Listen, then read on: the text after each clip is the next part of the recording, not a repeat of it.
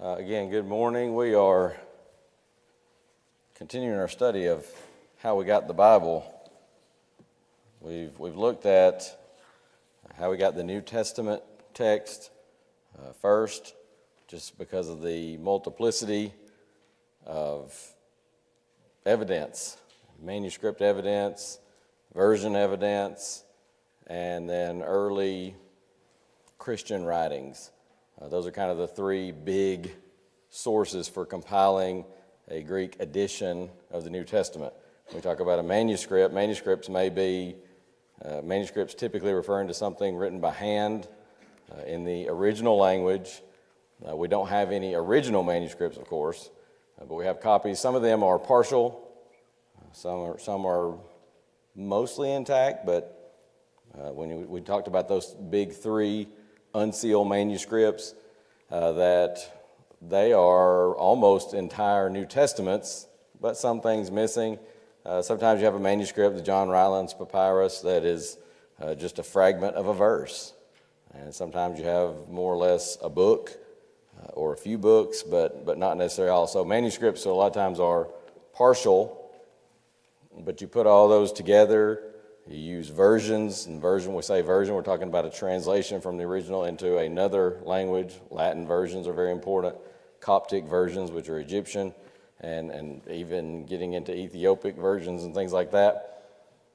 But then early Christian writings. There are quotations in people that were not inspired writers. They didn't claim inspiration, but they wrote letters. Maybe they wrote a letter to a church dealing with a difficulty, a problem, and they would reference, hey, we worked this out because we're to be unified, just like our beloved brother Paul says in his epistle to the Corinthians, and they would quote. And so much like we do today, it might be a personal letter, it might be a letter to a congregation. And then, of course, there are writings in the form of lectionaries. We talked about those being kind of like Sunday handouts or a Sunday bulletin or something similar to that, where they might just put a quotation of a scripture, a passage of scripture. And so just using those, we can actually compile an entire New Testament just from those. But we have those versions and manuscripts. Really similar scenario, at least with the Old Testament. There's just not nearly as much evidence. The New Testament is the most well-attested book in the entire world for all of time. There's not an ancient document that even comes close to the number of manuscripts available to attest to its genuineness.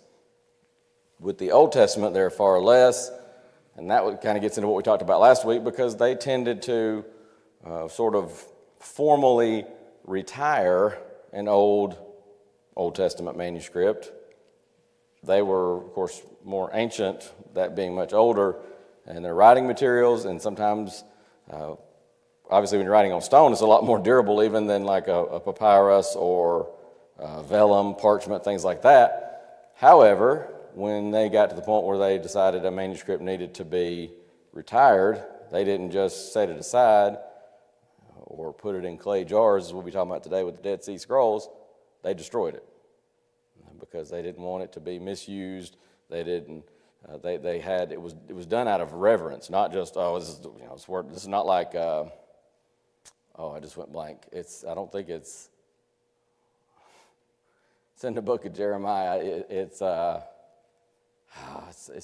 I want to say King Zedekiah, but I'm doubting myself on that. But anyways, there was a king of Judah that they're reading what Jeremiah had been inspired to write, and the king is taking it, and he's taking a penknife, and he's cutting it, and throwing it into the fire. He's sitting in his winter house, and he's just throwing it into the fire, burning it.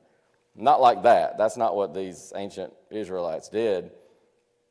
They would destroy it out of reverence, kind of like how we say with an American flag. When an American flag is tattered, it's beat up, maybe it's so faded, it's time to get a new one. We don't just throw that old one in the trash. We actually have a protocol for how to dispose of a flag. You fold it up, you burn it. That's how they did with old Hebrew manuscripts of the Old Testament. So you don't have nearly the evidence, but there is evidence there. I will tell you, because of that, and that's why we are spending probably take us the better part, well, probably this entire class to talk about the Dead Sea Scrolls. people would criticize the text of the Old Testament and say, well, you don't have all this evidence. How can you even be sure that what you have is correct? And anywhere in the vicinity of close to what Isaiah wrote or Jeremiah wrote or Daniel or whomever.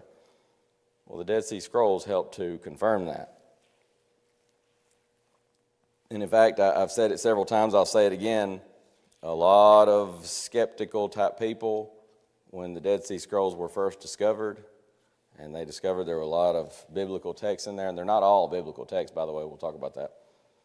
But a lot of biblical texts were discovered among that, and a lot of folks were saying, you're about to find out just how different your modern day New Testament text is, that we don't, when you get to the New Testament manuscripts, we have them sometimes within a decade or so, some of them, of the original writing.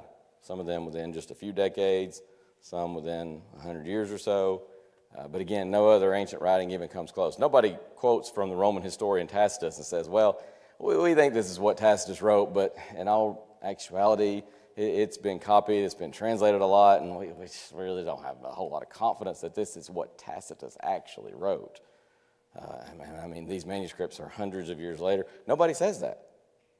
Tacitus, Suetonius, Pliny, these different Roman historians and ancient historians, people don't say that. They quote it with authority. Well, we know, yeah, they're later, but we understand with the multiplicity of manuscripts, and then when you compare them, though, you're talking sometimes 50, 60 manuscripts, sometimes a couple of hundred, compared to, does anybody remember the number, the New Testament? Somewhere in the region of 5,000 plus. I mean, now approaching 6,000 manuscripts, whole or in part, of the New Testament. And sometimes getting within a decade or a few decades of the original writing. And yet you still have people that will say, when it comes to the New Testament, well, I mean, can we really know that's what Paul wrote? I mean, that's been copied, that's been translated. Well, what's sauce for the goose is sauce for the gander, as the old saying goes, right? People don't do that with the other works. In fact, Brother Wayne Jackson points out in his, I think it's actually in the Science in the Bible book, that there's more evidence for the text of the New Testament than there is for the writings of Shakespeare. But again, you don't have people saying that kind of thing with Shakespeare as well. So, but one of the biggest testimonies, evidences of the text of the New Testament, of the Old Testament rather, is the Dead Sea Scrolls. And that's what we're talking about today. I'll give you, I ran across the website, and of course I forgot to put the site. I can give you the site later if you want to get that. It's it's actually a site that deals, the whole site, if I'm not mistaken, is talking about the Dead Sea Scrolls and different details about them, and there's a lot more detail there if you want to look at that.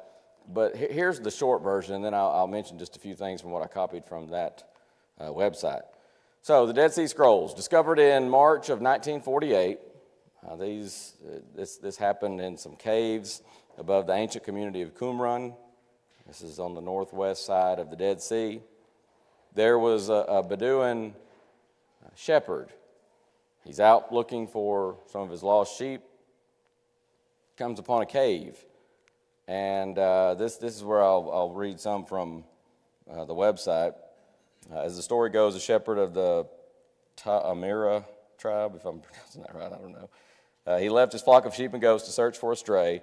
Amid the crumbling limestone cliffs that line the northwestern rim of the Dead Sea around the site of Qumran, he found a cave in the crevice of a steep, rocky hillside. Intrigued, he cast a stone into the dark interior, only to be startled by the sound of breaking pottery. And as this writer puts it, this sound echoed around the world. For he had stumbled on the greatest find of the century, the Dead Sea Scrolls. Upon entering the cave, the young Bedouin found a mysterious collection of large clay jars.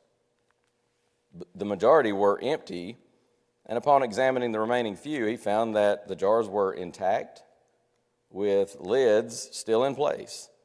However, a closer look revealed nothing but old scrolls, some wrapped in linen and blackened with age. And there's some debate. Nobody really knows for sure.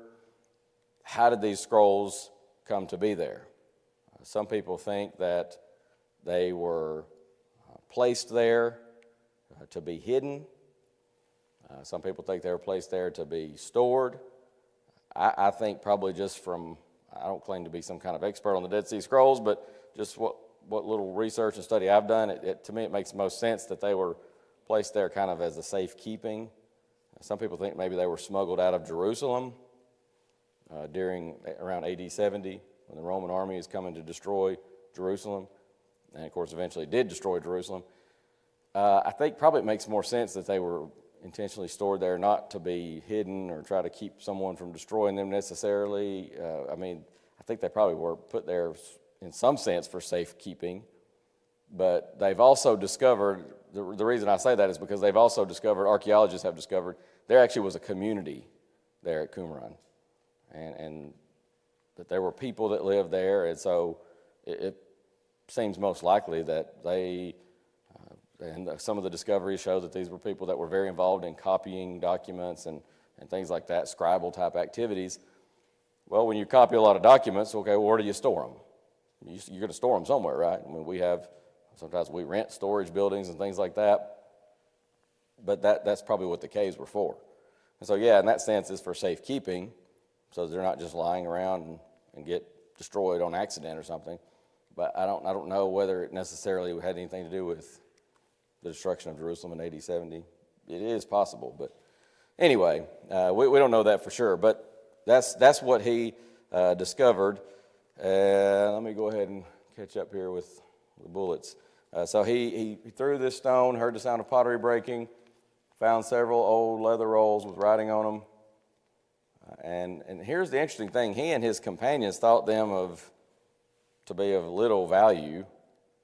He's not an archaeologist, a historian, anything like that. So he doesn't, I think probably an archaeologist or someone with interest in these kind of things, even not knowing what's written on them. If I discovered something like that in a cave, I would be so intrigued by it. I don't know that I would necessarily think, it's not of much value. But you can see where maybe to somebody like a shepherd, it's not really something that he just goes, wow, this is monumental. So they didn't really think too much of it. Going back to what the website mentions here, he and several companions brought the scrolls to Kando, a Bethlehem antiquities dealer, for appraisal. They were intrigued enough that they thought, well, it might be worth something. Then this fellow sent the Bedouin back to the caves in search of more treasures. And this is something that the website doesn't record, but I read in another source. It gets kind of interesting here because when they went back, the guy says, he says something to the effect of, maybe, can you give me some more? We need to see some more. And they had a hard time finding the cave. He had just stumbled upon it, you recall. And he's out looking for a stray sheep, so he's probably not, detailing, okay, I turned here, I went there. And this place, I've never been there, but just reading about it, seeing some pictures, it is pretty treacherous terrain. I mean, there's some steep cliffs, and it's not a place where very many people go except sheep and goats and shepherds that are looking for a stray. I don't think even the shepherds want to go there very often, but he was looking for a stray. So, but he did find the cave eventually. The caves, there are obviously multiple caves as they discovered. Let me pick up see if I can find where I just lost my place. To his delight, this is the dealer at Bethlehem, the antiquities dealer. To his delight, they returned with a total of 7 scrolls. Blind to their real value, the Bedouins sold 4 of the 7 scrolls to this Kando guy, and 3 to a second antiquities dealer named Salahi. Kando then resold the 4 scrolls to Archbishop Samuel, head of the Syrian Orthodox Monastery of St. Mark in Jerusalem. Then there was a Hebrew University professor, Eliezer Sukenik. Some of these names, I'm just doing the best I can, y'all. He caught wind of the scroll's discovery through an Armenian antiquities dealer. So he set out to investigate the significance of the finds, braving, and this is part of the difficulty in finding the caves, even to this day. They think that there very well may be more Dead Sea Scrolls in that area. But considering the area where they are, what do you think is one of the biggest obstacles?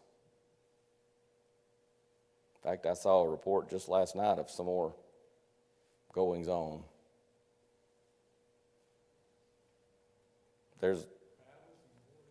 There is constant friction and sometimes fighting, outright war essentially, going on between Arabs and Israelis. And I saw something I think it was just last night that was talking about there had been some attack on Israel. And I'll tell you something, the Israeli government doesn't play around. If there's an attack, they attack back. And so there was something going on last night. I saw just a little quick blurb on the news. So this fella, he decided, Sukenik, he decided to brave the Arab-Jewish tensions, traveled to meet the Armenian dealer at the British divided military zone of the Jerusalem border. Again, this is back in 48. In this clandestine meeting, the dealer held up a fragment of leather for the professor to examine. As Sukenik peered through the wire, he recognized the ancient writing. Eager to see more, he traveled with the dealer to Bethlehem to see Salahi, who was in the possession of 3 scrolls. Opening the scrolls, he was amazed to see Hebrew manuscripts 1,000 years older than any, up to that point, existing biblical text. In his diary, Sukenik recollected. He wrote this. This is the quote from that. "My hands shook as I started to unwrap one of them. I read a few sentences. It was written in beautiful biblical Hebrew. The language was like that of the Psalms, but the text was unknown to me. I looked and looked, and I suddenly had the feeling that I was privileged by destiny to gaze upon a Hebrew scroll which had not been read for more than 2,000 years." To me, that's one of those things that even if you're not a historian or an archaeologist, that's pretty amazing. So the scrolls, again, eventually found their way to Bethlehem. They were purchased by collectors. All 7 of the original scrolls are now displayed in a Jerusalem museum that was built specially for their preservation. It's called the Shrine of the Book. In fact, on that website, they give kind of a timeline. 1948, the first 3 works under the care of St. Mark's Monastery, that they were acquired and published, at least selections of those 3 scrolls. They're called the War Scroll, Thanksgiving Scroll, second copy of Isaiah, and he lists what was in those, what else was in there, but for time's sake, I'll just skip down.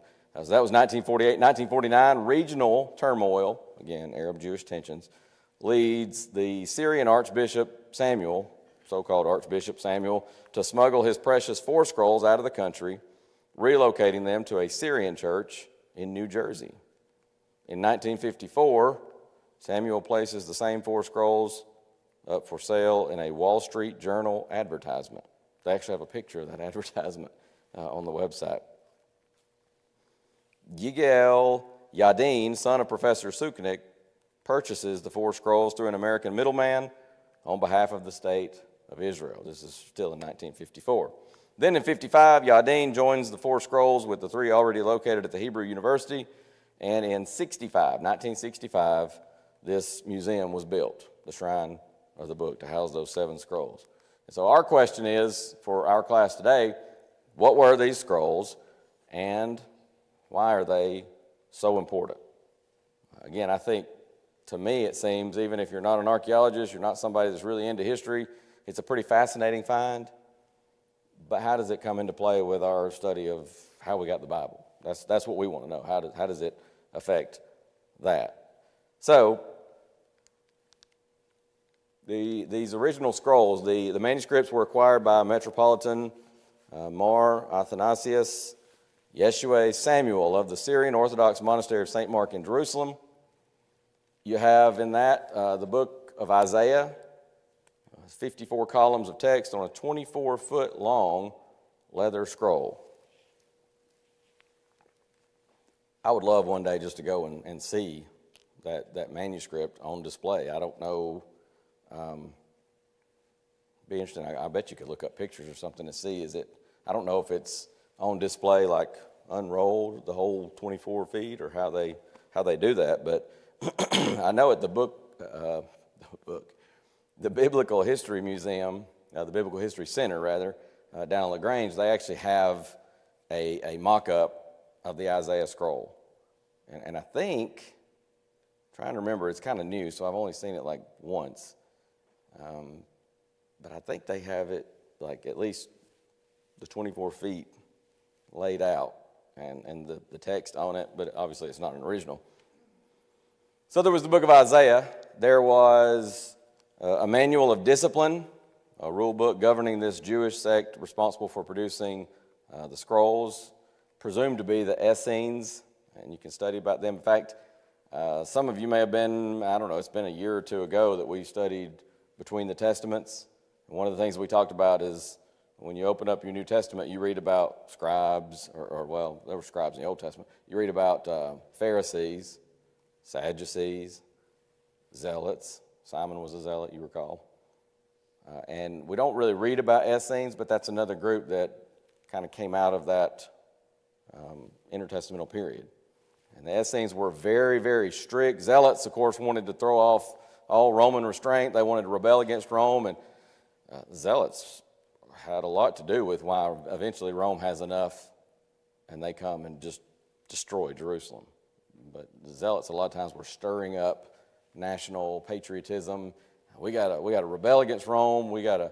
And they wanted the Messiah to come in and rid them of Rome and restore the glory days of David and Solomon. But the Essenes were more of a, reclusive may be too strong a term, but they were kind of kept to themselves, very strict. They also thought, we don't want to have any amenities. They just very ascetic lifestyles, we sometimes say. But that's presumed to be what this community was at Qumran, was a community of Essenes.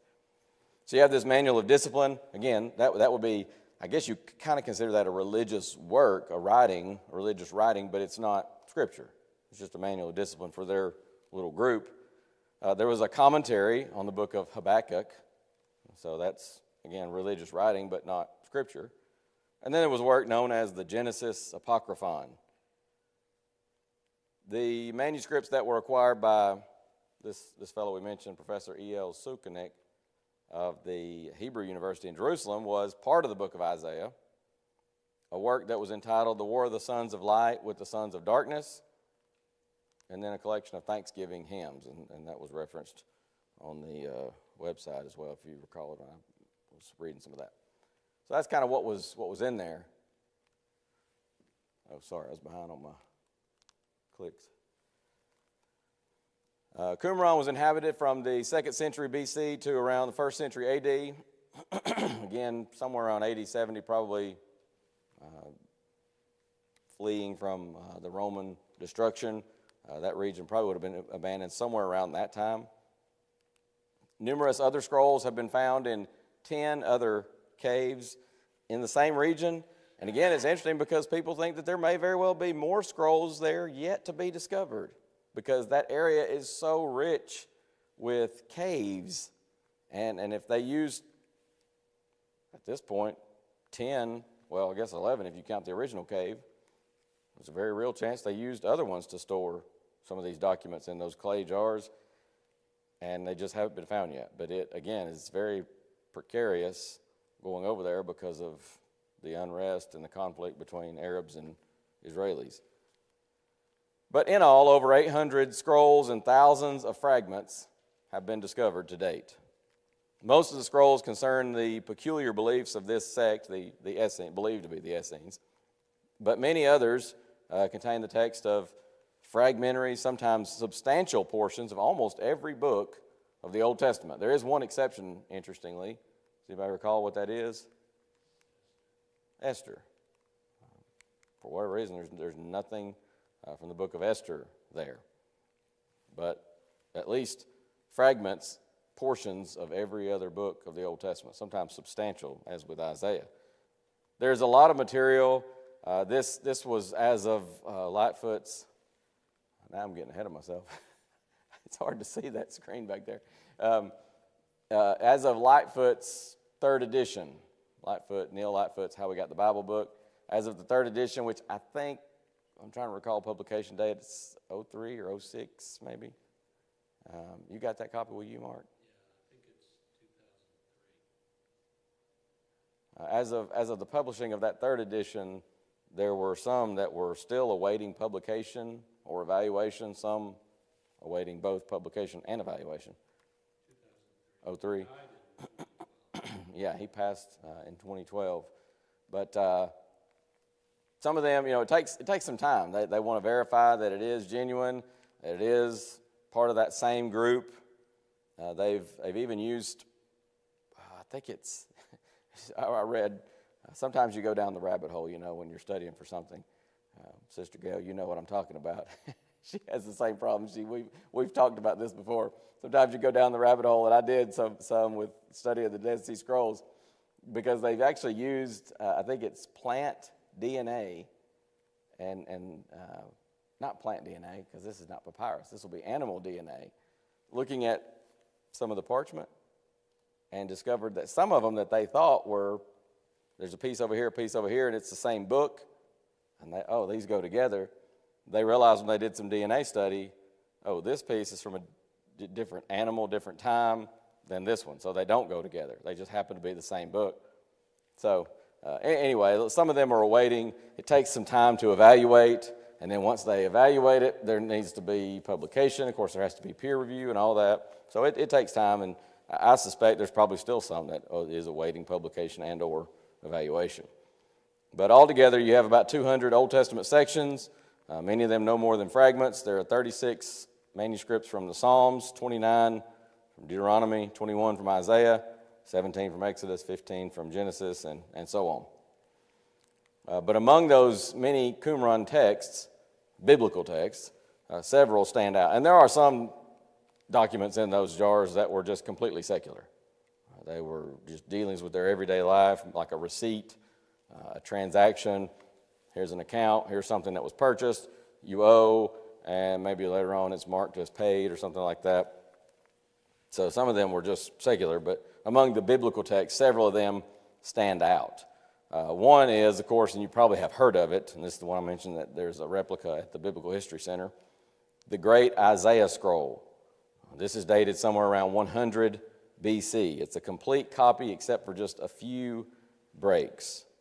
And for all practical purposes, it reads the same as the Masoretic text printed in current Hebrew Bibles. And that's where it really gets amazing because, again, people said, you're going to see how different your text is, that Masoretic text is, being so much later. You're going to see how different it is than this, which is at least 1,000 years before the Masoretic text. And quite the opposite was true. I mean, it was just remarkable similarity, nearly identical at times, many times. The primary differences with the Masoretic text were only changes like in spelling, grammar, modification of vocabulary. It does reflect the Great Isaiah Scroll reflects a newer text than what is found in the Masoretic text. Thus, it may be described as a kind of updating of the text, the older of which is contained in the Masoretic text. So that's the Great Isaiah Scroll, somewhere around 100 BC. Then you have a second Isaiah Scroll. This dates to around the last half of the first century BC, so somewhere 50 to 1 BC, somewhere in that time frame. Contains many chapters from Isaiah 41 through 59, so again, this is a fragment.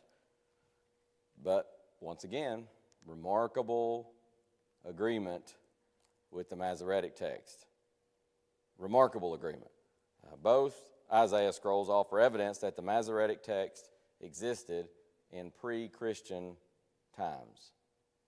So, again, just remarkable agreement.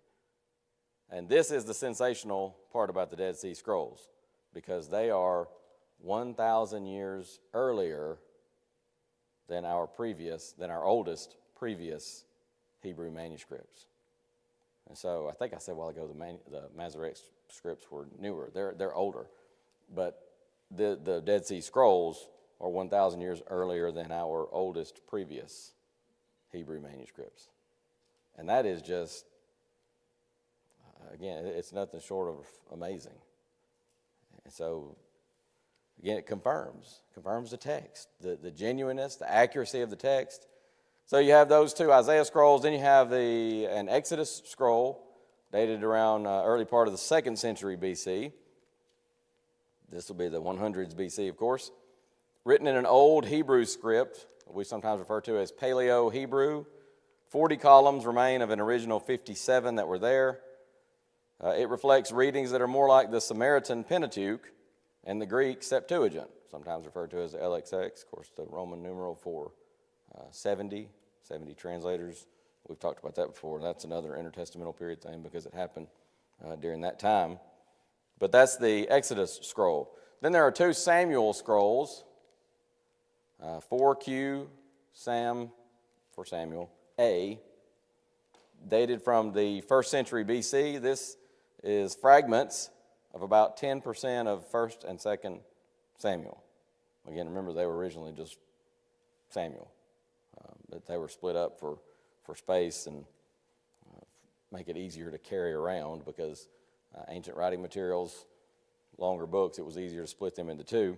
And so you see that with 1st, 2nd Samuel, 1st, 2nd Kings, 1st, 2nd Chronicles, but not in the New Testament. In the New Testament, of course, 1st and 2nd Corinthians, 1st and 2nd Timothy, 1st and 2nd Thessalonians, those are different letters. But that's A, and then there's B, 4Q Samuel B. And I believe, if I'm remembering correctly, Bob, help me out, I meant to go back and double check with Lightfoot, the 4 stands for the cave number, right? They've numbered the caves. I believe that's right. But they numbered the caves, and so that's sort of how they keep up with the manuscripts as well. But Samuel B is dated as early as the 3rd century BC. This is several chapters of 1 Samuel. But again, both these texts agree mostly with the Greek Septuagint. At times, they appear to offer better readings than those of the Masoretic text. But as Lightfoot points out in his book, these matters continue to be studied. Where's my place here? Kind of some summary type thoughts here with the Dead Sea Scrolls.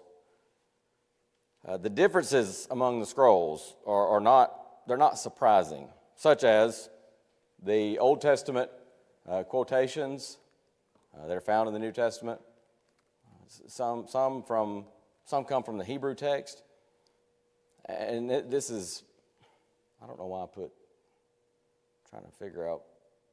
I think I meant to put e.g. there for example, not in other words, because using an example, the differences among the scrolls are not that surprising because what we see sometimes with Old Testament quotations that you find in your New Testament, some of them come from the Hebrew Old Testament. Sometimes even Paul. Paul was not always 100% quoting from Hebrew Old Testament, 100% quoting from the Septuagint.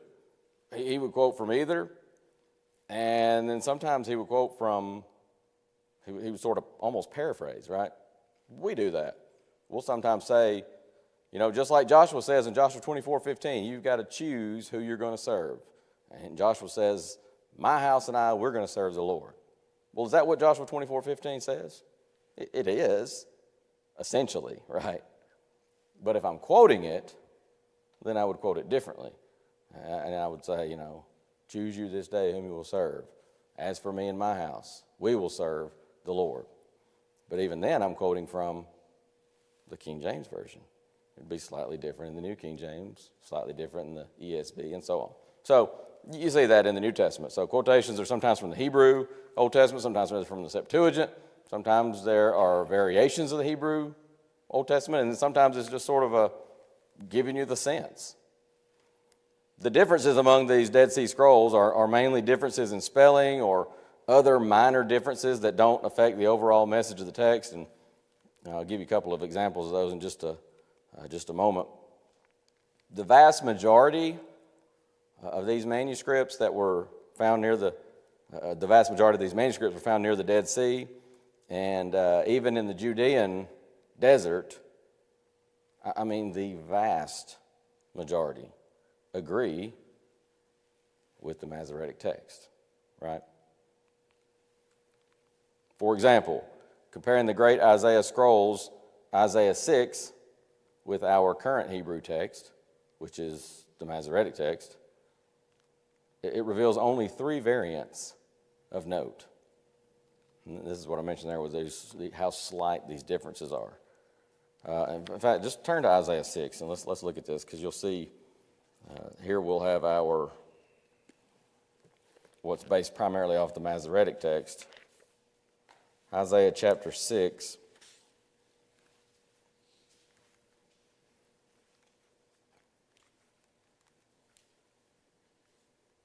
And of course, Isaiah is detailing his call to prophesy here. He mentions this in the year King Uzziah died. Verse 1, saw the Lord sitting upon a throne, high and lifted up, and his train filled the temple. That's not his choo-choo train. That's what's another word for it? Somebody help me. Hem, skirt, yeah, it's this big, fancy, flowing, and it's not literal, obviously. This is a vision he's having. It's portraying the glory of God. It's representing God's glory. But above it stood the seraphim. Each one had 6 wings. With twain he covered his face. With twain he covered his feet. With twain he did fly. Then verse 3. And one cried unto another and said, Holy, holy, holy is the Lord of hosts. The whole earth is full of his glory. Well, there are 2 variants in the Dead Sea Scroll, the great Isaiah scroll. I think that's from the great Isaiah scroll. Yeah. 2 variants from verse 3. So we have in our Bible, one cried unto another, at least King James Version.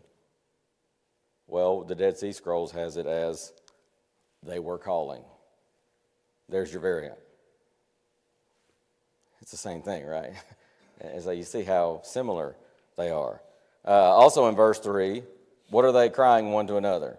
Holy, holy, holy is the Lord of hosts.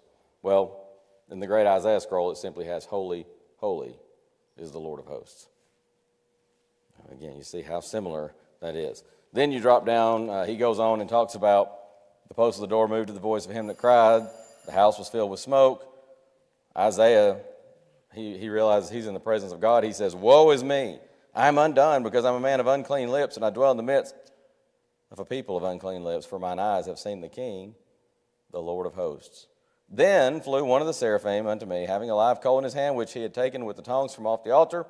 Verse 7, and he laid it upon my mouth and said, Lo, this hath touched thy lips, and thine iniquity is taken away, and thy sin purged. Well, there's another one of your variants. The great Isaiah scroll has sins. Your iniquity is taken away, and thy sins purged. So you see how similar they are? This is the kind of differences you see between the Masoretic text and the text of the Dead Sea Scrolls. It's amazing. It's just remarkable agreement, and it just confirms that the Old Testament text that we have is accurate. It is genuine. So here's a quote that I was looking to see. I've got to have this out of Lightfoot's book. It's got to be, because I don't remember reading this book that it's quoted from. But I'll go ahead and pull this up for you. The authenticity of the Masoretic text stands higher than at any time in the history of modern textual criticism, a standpoint which is based on a better assessment of the history of the Jewish transmission. That's Bled and J. Roberts, I guess kind of an article, the Old Testament manuscripts, text, and versions in the Cambridge History of the Bible, Volume 2, the West from the Fathers to the Reformation. So, we have more confidence than ever, because of the Dead Sea Scrolls, that our Old Testament text is genuine, it's accurate to what was originally written. And that is so significant. Now, some summary thoughts here as we close up before we run out of time and hit that second bell. Summary thoughts on these Old Testament manuscripts. The Aleppo Codex and Leningrad Codex are regarded as the best Hebrew manuscripts, but they date no further back than the 10th and 11th centuries. This might prove to be a difficulty were it not for the safeguards devised and followed by the Masoretes, along with other strict rules that were followed by earlier Jewish scribes. And so even though our manuscripts are much later than what we find with the New Testament, when it comes to the Old Testament, those safeguards from the Masoretes, they really, really give us confidence in that text.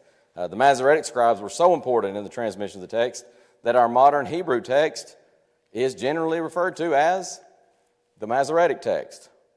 And don't get confused. I've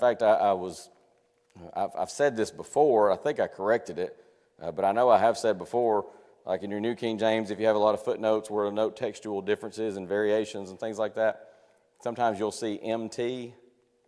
Don't get confused. That's not Masoretic text. That's majority text. And for a long time, I thought that was talking about the Masoretic text. But sometimes, what's the old saying? When all else fails, read the instructions. If you go to the preface of your New King James Version, if you've got all those notes in there, it'll have a note and it'll tell you what those abbreviations are. So I finally went and read the instructions, and I realized I was mistaken on that. But the biblical manuscripts, the Dead Sea Scrolls, are nothing short of sensational.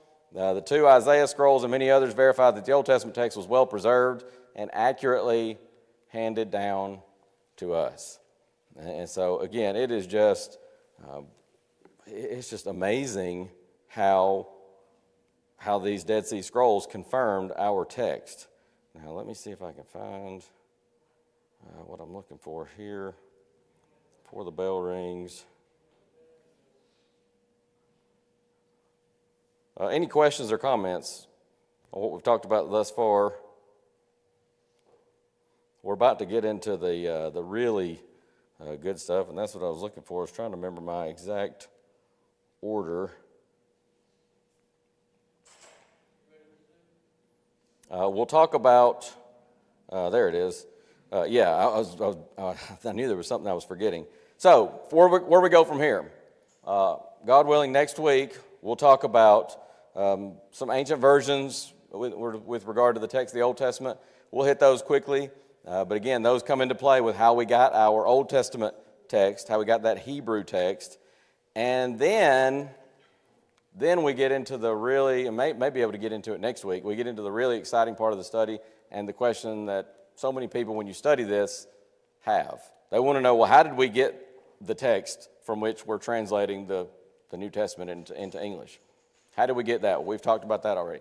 How do we get the text from which we translated our Old Testament into English? Well, that's what we've been talking about here. But the other big question that people have is, well, what about other books?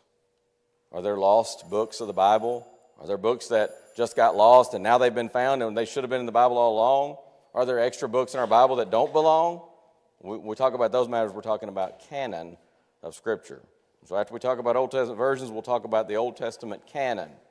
Are there books missing from our Old Testament? Then we'll talk about New Testament canon.